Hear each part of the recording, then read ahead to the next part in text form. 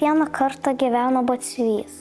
Vieną dieną jisai gavo ypatingą užsakymą pasiūti visiems miestelio pirmokams batus.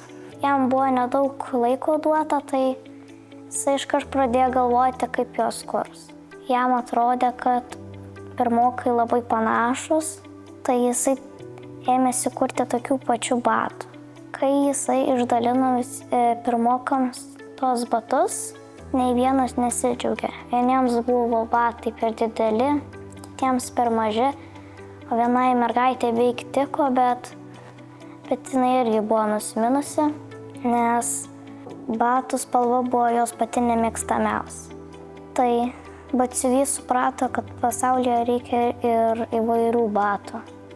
Tai kaip ir su tais suvidurkintais batais, taip pat mokykloje yra daug ir suvidurkintų pamokų. Ir tai yra industrinės revoliucijos dovana visuomeniai, man atrodo, kai kilo toks ambicingas ir gražus tikslas dovanoti švietimą visiems, tada reikėjo kažkaip optimizuoti šitą procesą.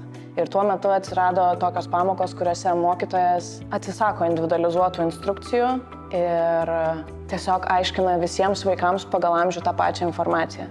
Aš pati mokymo pradžioj turėjau labai daug pamokų, kur tiesiog prie lentos visiems aiškinu tą pačią informaciją ir jau maždaug po 5 minučių pastebiu, kad dalis mokinių nebesuspėja, nebesusigaudo ir dėl to nukrenta į bejėgiškumą ir nebeseka pamokos, pasiduoda.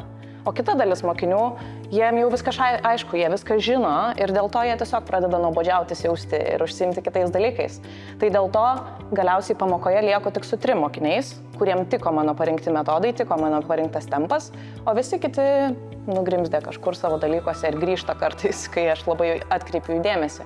Tai būtent su universaliu dizaino mokymuisi aš ir siekiu sukurti savo klasėje tokią lanksčią aplinką, kurioje kiekvienas mokinys galėtų pasiekti mokymosi tikslą eidamas savo keliu.